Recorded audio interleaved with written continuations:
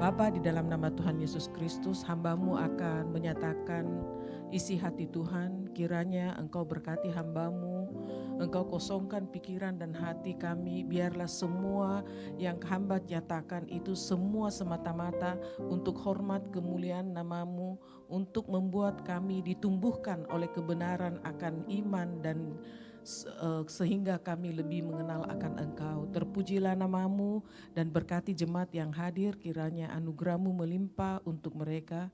Haleluya, amin. Selamat sore. Saya rasa saya kayak pembicara Jakarta ini kau. Karena, khotbah pagi, khotbah sore, saya kayak cari restoran ini. Nah, saya mau cerita, mudah-mudahan suamiku tidak sedikit galau dan marah dah. Terus terang saya mau berkhotbah ini gara-gara saya ditantang suamiku. Begini, dulu kalau dia khotbah, kalau saya lihat sesuatu, dia khotbah ada namanya istri toh. Kalau suami kritik istri, bahaya. Istri kritik suami agak aman-aman Pak. Ini ya fakta. Coba Mi, kalau kau bilang sama istrimu, bau mulut kau pasti dibombe. Dibombe maksudnya dimusuhin. Tapi istri bilang, Pak, kau ada sedikit bau mulut. Dia langsung makan gula karet kesian. Nah ini fakta yang ada ya. Kira-kira begitu, amin laki-laki yang suami-suami. Nah, jadi Pak Lukmanto waktu biasa khotbah dia turun. Saya ini memang kadang-kadang kritik toh, harusnya kau bilang begini. Akhirnya dia bilang begini. Atau kalau begitu kau ya naik. Dulu kan saya belum pernah naik khotbah toh. Terus dia bilang begitu. Saya dalam hati, saya tidak tahu khotbah cuma bisa ngomong-ngomong gitu, cuma kritik-kritik untuk kebaikanmu dalam hatiku. Tiba-tiba Pak Hardi kasih saya jadwal. Saya ingat Pak Lukmanto bilang, kalau kau naik naik betul Kak sampai hari ini. Terima kasih. Itu sebenarnya kadang-kadang suatu percakapan itu yang kita rasa menyakitkan atau sesuatu, justru di balik itu ada rencana Tuhan yang luar biasa. Dan bersyukur saya masih bisa cerita-cerita sedikit walaupun saya tidak sejago-jago pemain yang lain ya. Tapi masih bisa sharing sedikit, itu karena anugerah Tuhan. Dan saya juga hari ini senang sekali karena ada satu sosok yang saya suka sekali, itu Nini. Dalam hatiku saya sayang sekali dia. Jadi kadang-kadang sudah lama mana itu Nini saya WA karena dia kan sibuk, anaknya kesian nempel banget. Sampai pernah anaknya ikut sekolah minggu, anaknya enggak mau, dia tunggu di mobil dengan anaknya dengan mesin yang bunyi. Terus mesinnya nyala, jadi saya kasih tahu Nini, bahaya itu anakmu bisa keracunan dengan kau di sini. Ternyata karena ada ibadah sore, dia bisa bergantian dengan suaminya untuk temani anaknya. Kenapa saya terbeban sekali dengan ini? Saya sempat bicara dengan dia di WA. Saya kasih tahu Nini, kayaknya kau lebih cocok ibadah sore karena ibadah sore ini lebih mengajar. Nah Nini ini anak walaupun antara dekat-dekat banget dengan tidak, tapi dia anak introvert. Jadi dia itu pemikir seperti anak saya Lucky. Dia pemikir dan dia cerdas. Jadi sebenarnya dalam hatiku, saya dengan Pak Lukmanto ingin ada pergeseran antara kita yang lebih tua. Masa kita naik khotbah masih gini toh, harus ada yang muda. Jadi dalam hati bebanku, Nini salah satunya. Mungkin kau sekarang tolak, tapi semua apa yang kau punya kerinduan, apa yang kita lakukan untuk Tuhan, pasti sebelum kita melangkah Tuhan sudah persiapkan. Nah saya juga terima kasih untuk saya punya anak laki, lama sekali saya minta dia khotbah dan dia memang tidak mau khotbah, dia bilang tahun depan karena dia juga sama introvert dan perfeksionis.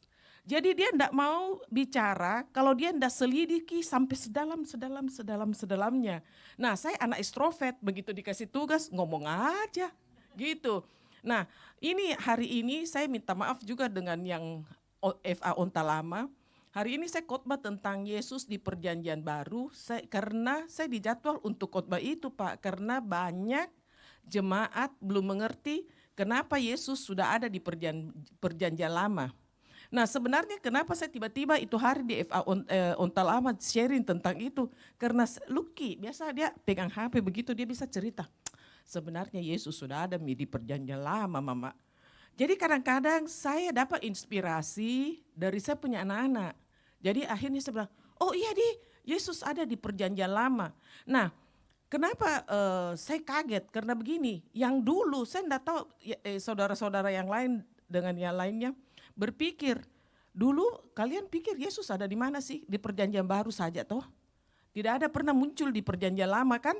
Ternyata kalau kita cuma cerita tentang Yesus di perjanjian baru, kita gampang sekali orang Islam lah begini, Yesusmu itu di perjanjian baru.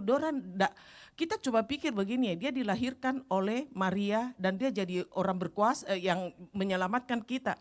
Tapi kita tidak tahu bahwa otoritas Yesus itu sudah mulai sebelum dunia diciptakan.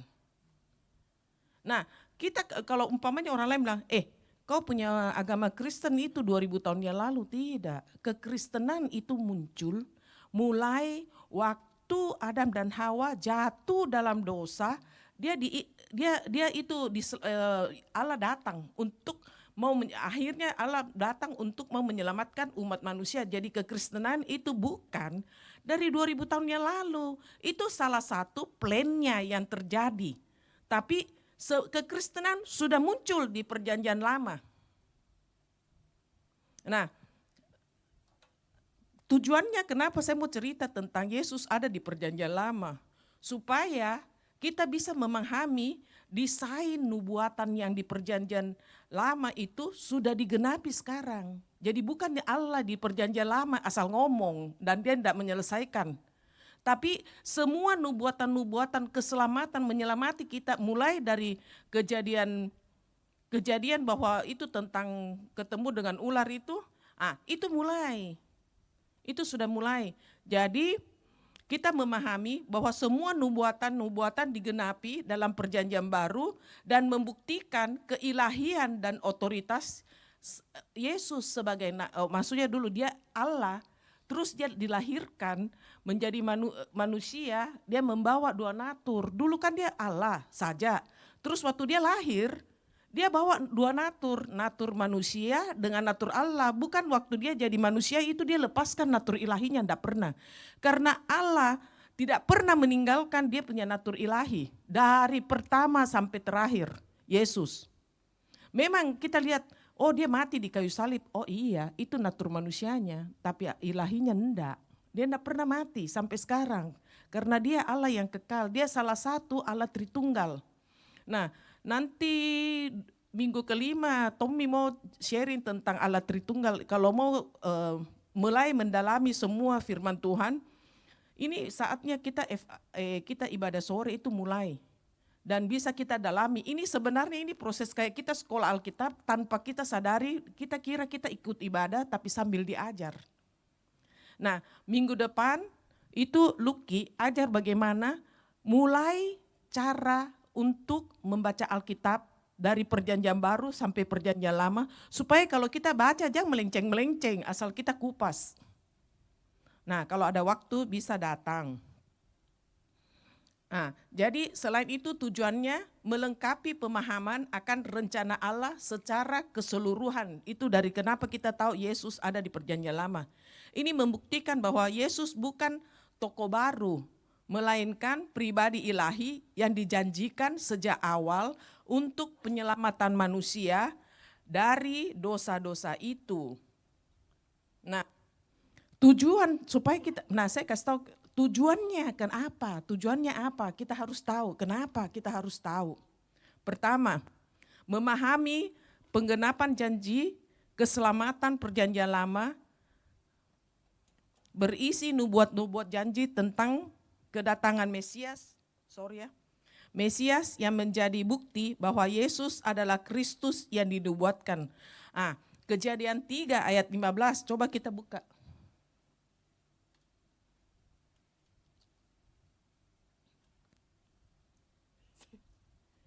Ada yang bisa buka? Kejadian 3 ayat 15.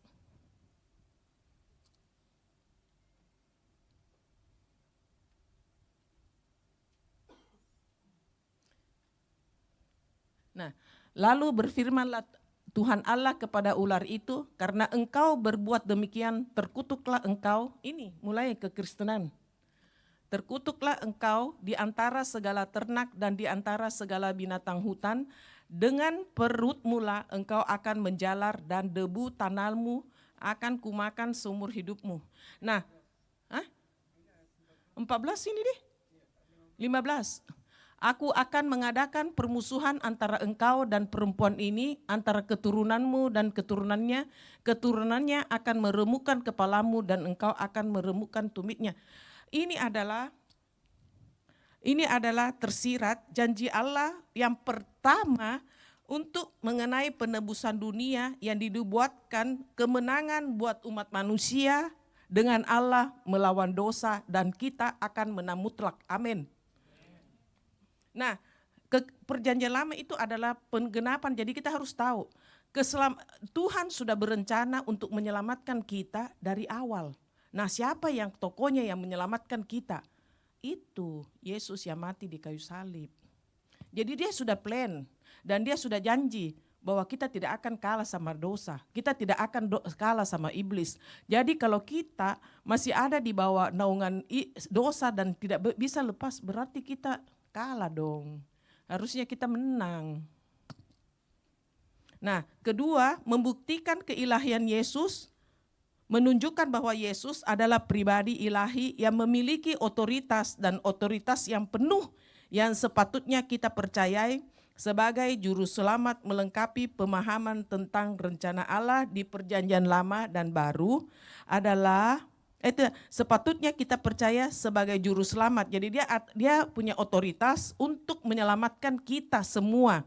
Coba kita baca di Yesaya 9 sampai 6. Ayatnya baru saya buka karena tiba-tiba saya di situ keingat. Yesaya 9 ayat 6.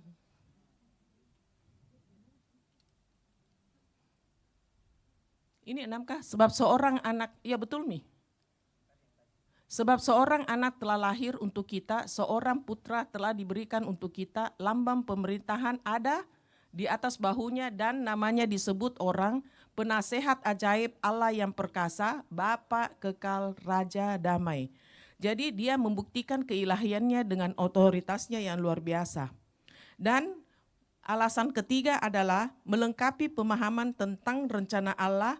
Perjanjian lama dan perjanjian baru adalah suatu kesatuan yang tidak pernah bisa dipisahkan, di mana perjanjian lama memberikan dasar dan konteks yang untuk memahami perjanjian baru, serta menunjukkan rencana keselamatan Allah sejak awal. Itu alasan ketiga. Jadi begini, dengan kita tahu Allah, Yesus ada di perjanjian lama, jadi kita enggak bisa dong copot-copot, kita cuma mau baca perjanjian baru, kita enggak mau baca perjanjian lama. Kan ada agama tertentu cuma mengajar perjanjian baru.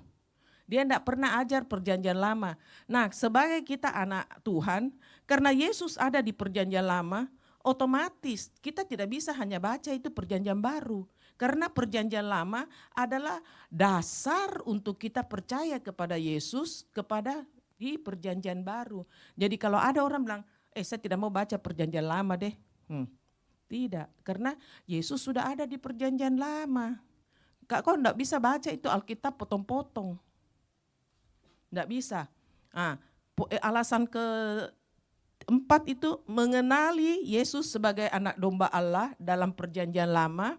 Yesus sering digambarkan melalui figur dan peristiwa simbolis ganti korban. Jadi dulu perjanjian lama itu yang menebuskan domba-domba, kambing-kambing, sapi, apa dan lain-lain, burung tekukur. Tapi oleh penebusan Yesus, dengan dia punya darah yang mengalir, pengorbanannya cukup. Cukup. Malah dulu kau kasih burung tekukur mungkin belum selesai kau punya dosa, karena itu simbolis. Tapi Yesus mati di kayu salib, itu pengorbanannya cukup, darahnya cukup. Kita enggak usah lagi pergi dukun-dukun cari, karena cukup.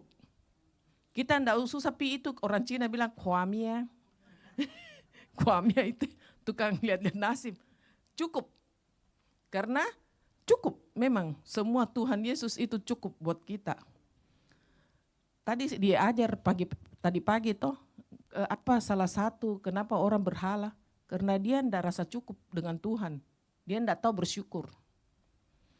Nah, dan kenapa kita harus belajar ke perjanjian Yesus di perjanjian lama, alasan terakhir, memberi pengajaran dan bimbingan. Perjanjian lama sangat berguna untuk mengajarkan, menyadarkan akan kesalahan, memperbaiki kelakuan dan mendidik dalam kebenaran dan melengkapi semua yang orang percaya untuk perbuatan yang baik.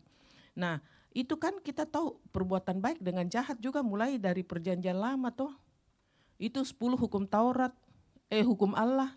Itu mulai kita tahu apa, jangan mencuri, jangan menyembah kepada Allah lain selain Allah yang di atas, jangan dan lain-lain. Itu kan dasar untuk kita tahu bahwa itu adalah dosa. Nah, kalau kita tidak tahu dasar dosa, kita sembarang aja. Nah,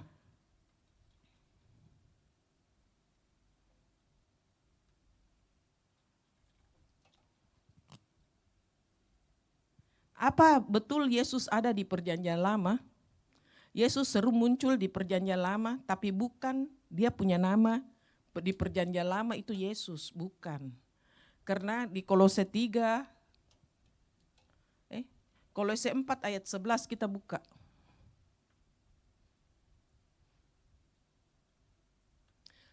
Dan dari Yesus yang dinamai Yustus, hanya ketiga orang ini dari di antara mereka yang bersunat yang menjadi temanku sekerja untuk kerajaan Allah.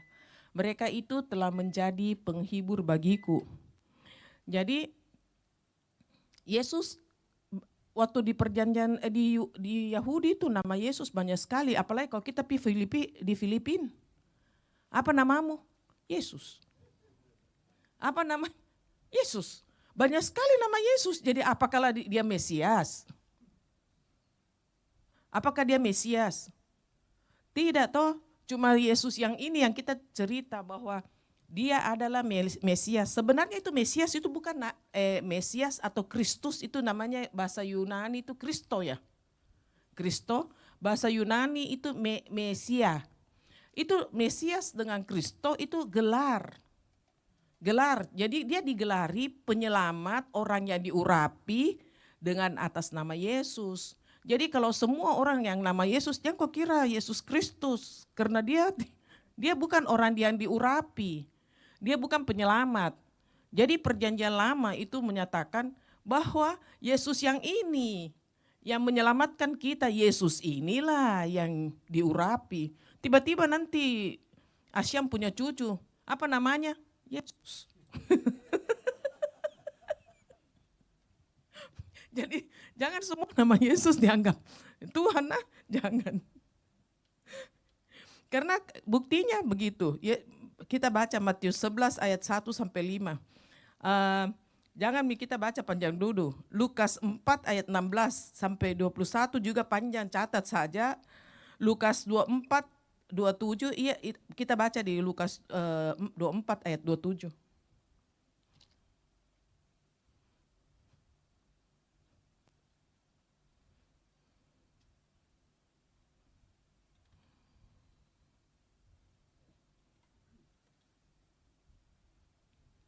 Lalu ia menjelaskan kepada mereka apa yang tertulis tentang dia dalam seluruh kitab suci, mulai dari kitab-kitab Musa dan segala kitab nabi-nabi. Jadi Yesus bilang begini, saya datang sebab di perjanjian baru sudah digenapi dan sedang digenapi dan akan terus digenapi. Dia yang menjadi saksi untuk dirinya sendiri. Karena dia Yesus yang menjadi saksi, jadi tidak ada lagi seseorang pun yang bisa menjadi Mesias kecuali kita punya Yesus Kristus. Nah, sebelum penyalipannya Yesus juga mengutip Yesaya 53 ayat 12, di Lukas 22 ayat 37, coba baca. Soalnya nanti kalau minggu depan toh, kalau Luki khotbah itu ayatnya banyak sekali. Ia menanggung dosa banyak orang dan berdoa untuk pemberontakan.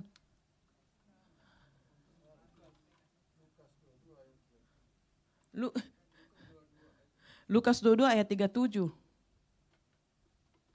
Maklum masih anak muda tahu. Beri kesempatan, tepuk tangan dulu untuk dia. Sebab siapakah yang lebih besar, yang duduk makan atau yang melayani? Bukan. Sebab aku berkata kepada kamu bahwa nas kitab suci ini harus digenapi padaku, ia akan terhitung di antara pemberontak-pemberontak, sebab apa yang tertulis tentang aku sedang digenapi. Jadi ini sudah buktikan bahwa Yesus ada di maksudnya Yesus sendiri menyatakan dirinya. Nah, Yesus, jadi Yesus di perjanjian lama di mana sih? Di mana kira-kira? Nah, ada 3 yang harus kita tahu tentang kehadiran Yesus di perjanjian lama. Dia muncul di nubuatan-nubuatan pertama. Kedua, dia berbentuk Kristofani dan dia berbentuk tipe. Jadi Yesus hadir di perjanjian lama berbentuk nubuatan, ada 300 nubuatan di perjanjian lama menunjukkan bahwa Yesus Kristus dan telah digenapi olehnya dalam kehidupannya di bumi ini. Nubuatan yang menggenapi kehadirannya yaitu kita coba baca Yesaya 7 ayat 14. Tentang nubuatan mengenai kehadirannya.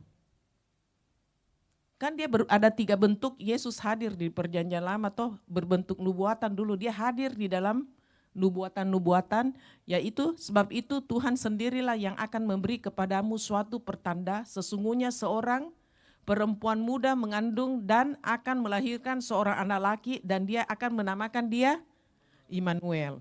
Jadi dia hadir dalam bentuk nubuatan. Dan pelayanannya di bumi, di Yesaya juga ada dinubuatkan. Yesaya 61 ayat 1. Habis ini saya enggak kupas Mina, terlalu panjang nanti bingung. Roh Allah ada padaku oleh karena Tuhan telah mengurapi aku, ia telah mengutus aku untuk menyampaikan kabar baik kepada orang-orang sengsara dan merawat orang-orang yang remuk hati, untuk memberitakan pembebasan kepada orang-orang tawanan dan kepada bla bla bla. Jadi dia ada toh. Nah ini berbentuk nubuatan, jadi dalam semua nubuatan yang ada di perjanjian lama, ada 300 nubuatan ada menceritakan tentang Yesus. Jadi Yesus ada hadir di perjanjian lama berbentuk ini pertama nubuatan. Kedua Kristofani. Berbentuk Kristofani yaitu kehadiran putra Allah sebelum berinkarnasi di dunia. Perjanjian lama menggunakan istilah malaikat Tuhan. Jadi malaikat Tuhan yang hadir di perjanjian lama sebenarnya itu Yesus. Nah, malaikat Tuhan secara silih berganti Tuhan dalam perjanjian ini. Coba Kejadian 16 ayat 7. Lalu malaikat Tuhan menjumpai dekat satu mata air di padang gurun, yakni dekat mata air di jalan ke Syur. Dia waktu itu Hagar kan putus asa di padang gurun. Dia datang sebagai malaikat Allah. Jadi malaikat Allah itu yang disebut sebenarnya Yesus itu. Coba lagi Keluaran 30, terlalu panjang ini, 32. Coba Hakim-Hakim 5 ayat 23, mungkin agak kurang orang buka.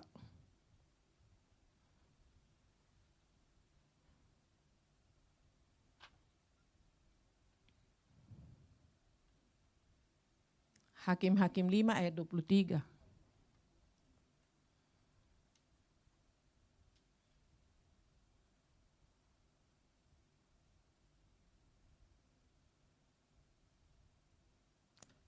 Kutukilah kota Meros, firman malaikat Tuhan. Malaikat Tuhan lagi muncul. Jadi dia berbentuk Kristofani. Jadi Yesus hadir dalam bentuk malaikat Tuhan. Nah, tipe ketiga adalah tipe. Tipe adalah seseorang atau sesuatu dalam perjanjian lama yang menjadi pertanda akan seseorang yang sesuatu di perjanjian baru. Musa tipe dari sama seperti Yesus karena dia cara lahirnya juga spektakuler.